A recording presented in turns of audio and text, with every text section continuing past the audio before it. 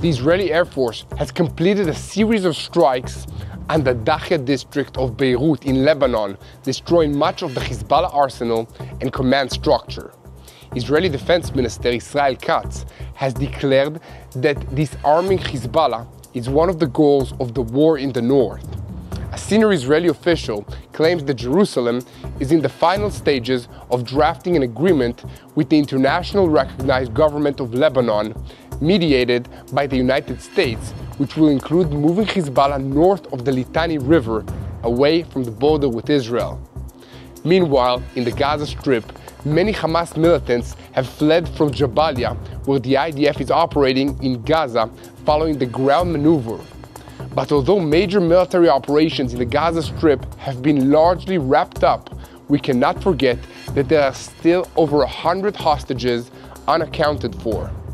This week, a video of one hostage, Sasha Tropnov, was released by the Palestinian Islamic Jihad organization, which is still holding him.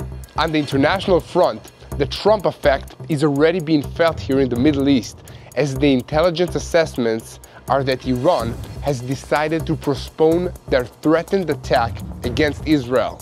There's a lot to talk about today, so let's dive into the details.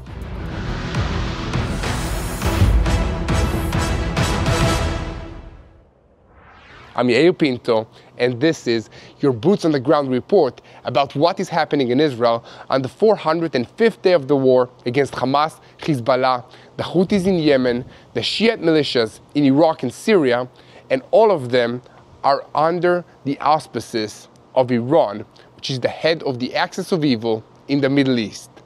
A moment before we begin, please look for the subscribe button and click on it so that you'll never miss another episode of Boots on the Ground, and help us share the truth from Israel.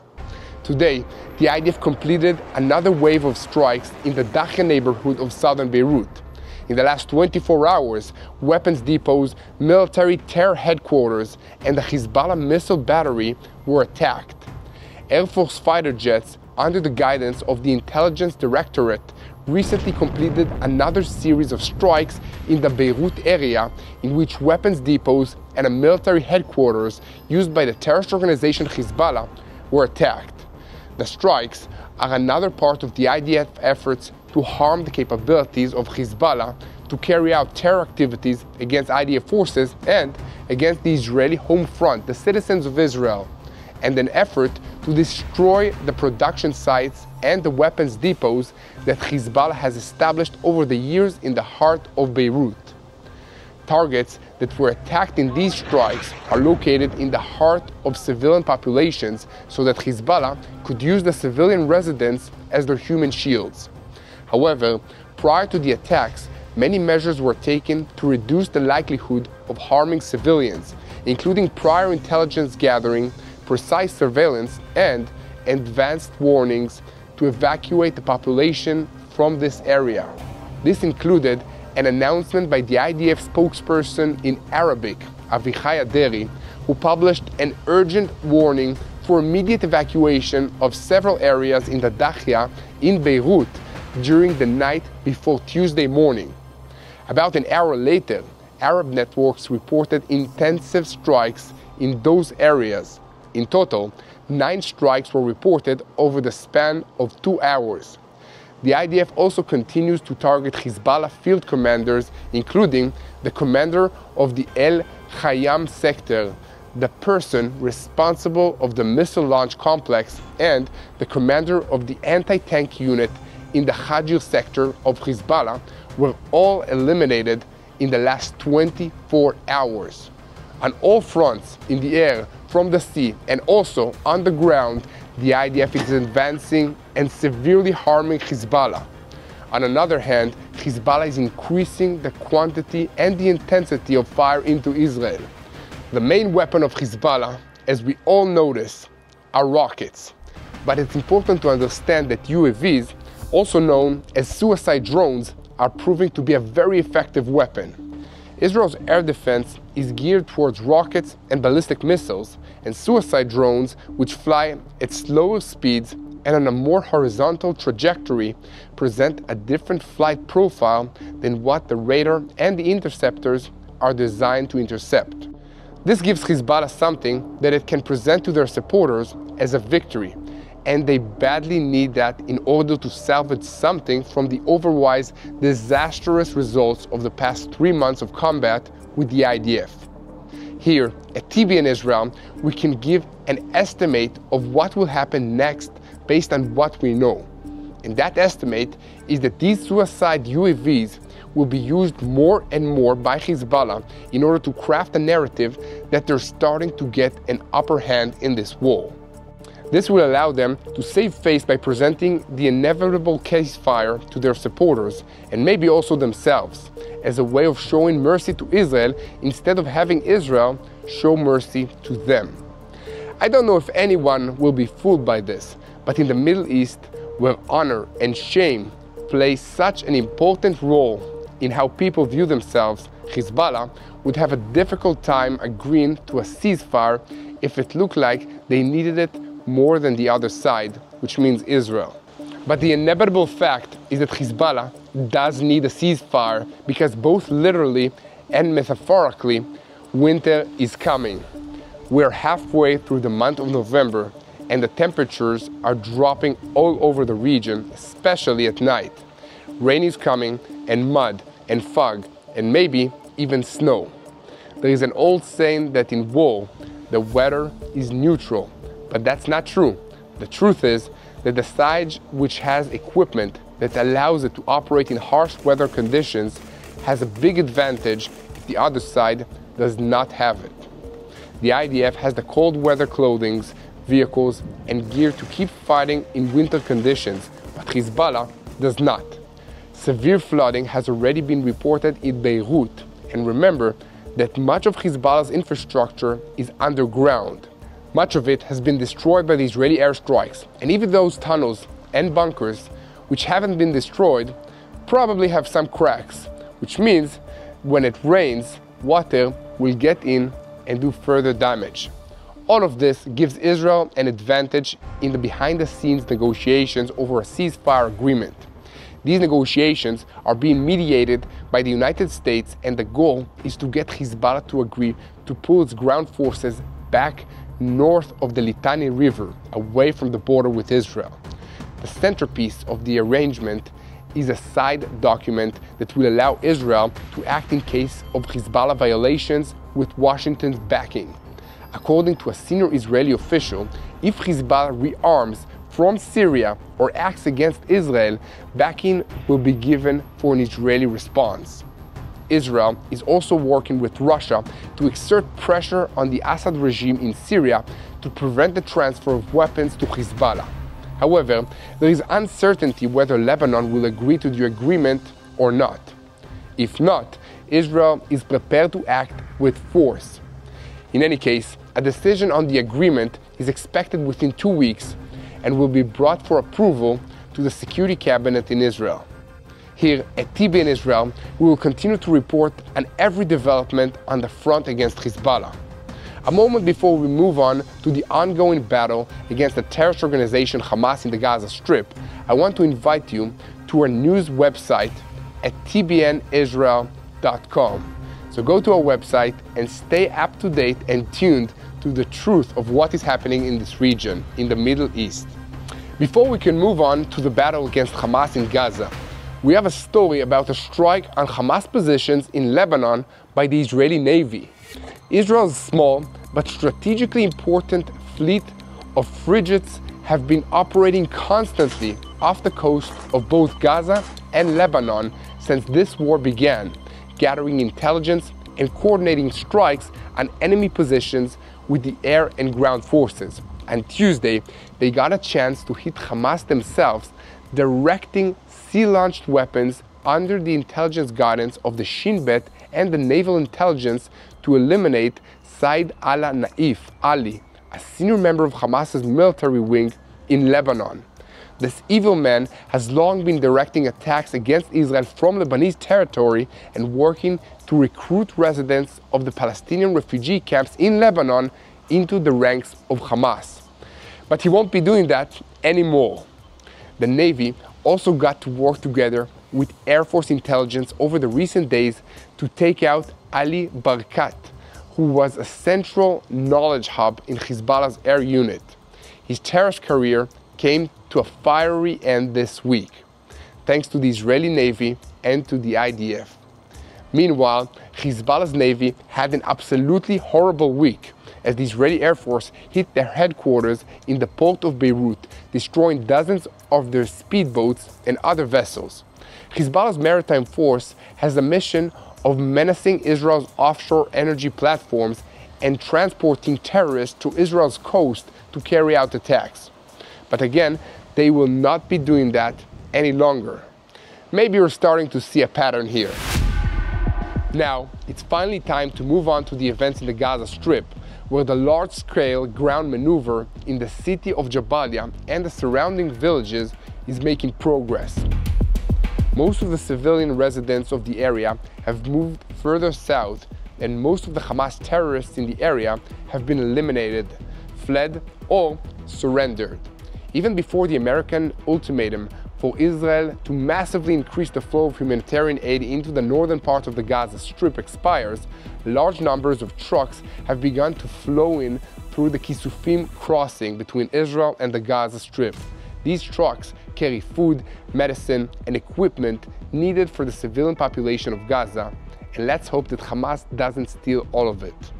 Despite Israel's attempts to warn about this possibility, pressure to increase the flow of humanitarian aid has increased from the Americans, and Israel's political echelon can't ignore that pressure for very long.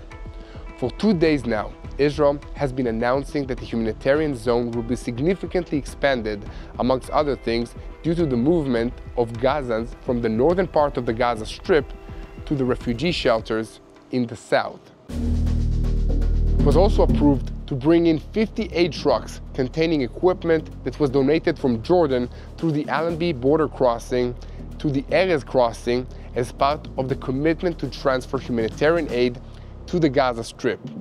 The IDF claims that all the trucks are being inspected, and indeed yesterday they found some ammunition that Hamas tried to smuggle in one of these trucks.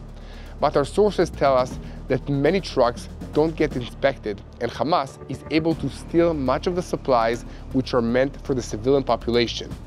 Hamas takes these supplies and gives the best of it to their own fighters, and then sells the rest to the civilian population at greatly inflated prices that many people simply cannot afford.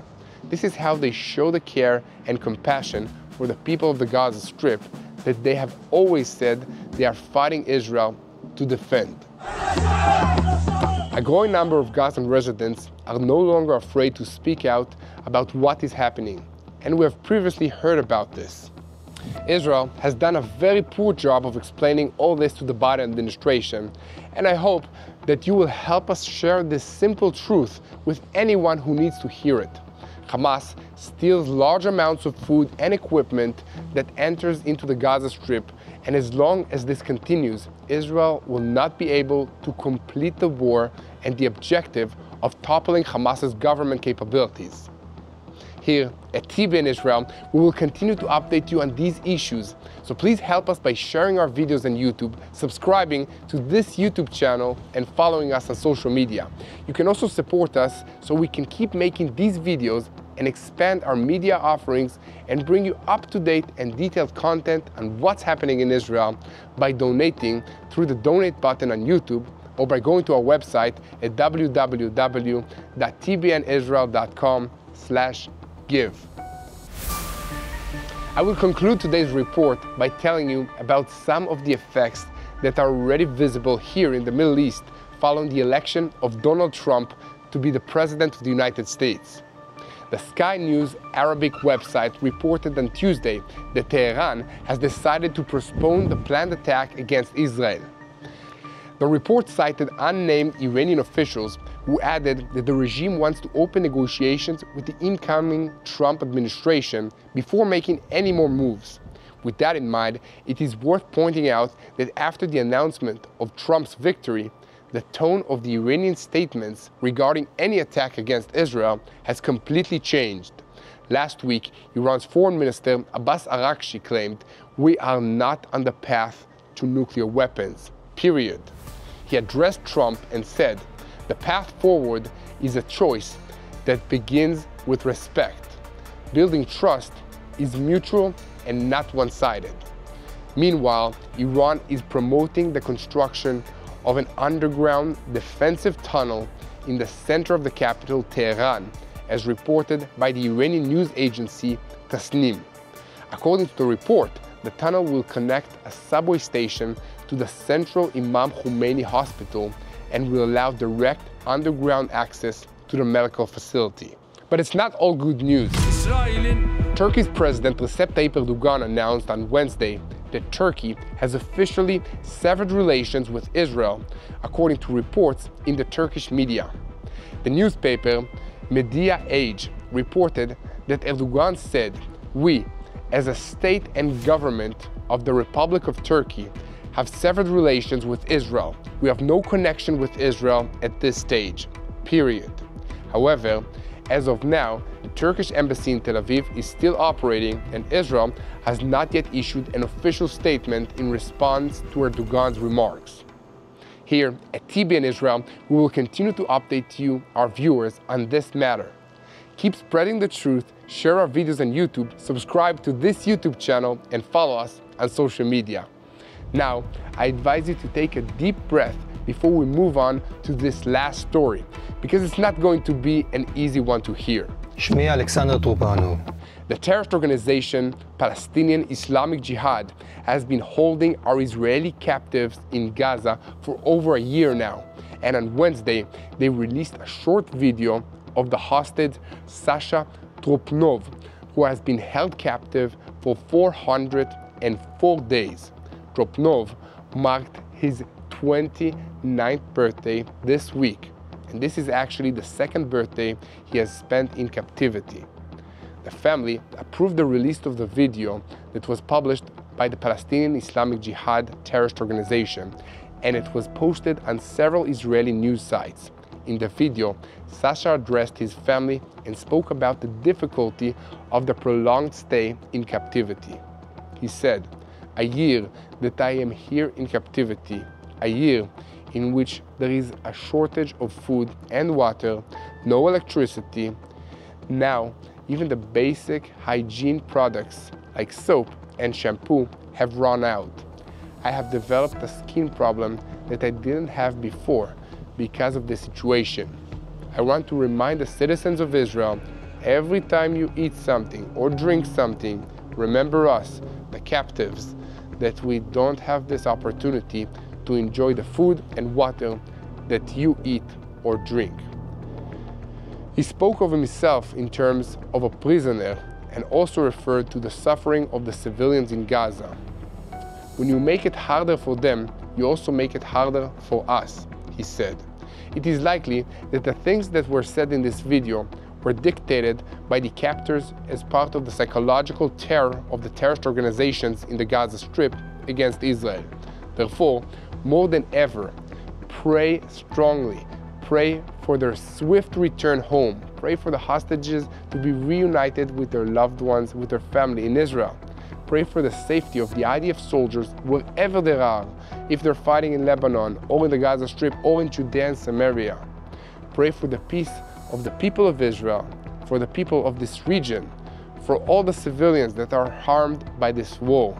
And don't forget to pray for the peace of Jerusalem, and together we will win this war. Hello, this is Mati here in Jerusalem with TBN Israel. This is Yair Pinto from TBN Israel here in Jerusalem. TBN Israel is keeping viewers informed with Israel-focused news, culture, and what God is doing in this land. Support TBN Israel today online at tbn.org/Israel. Thank you.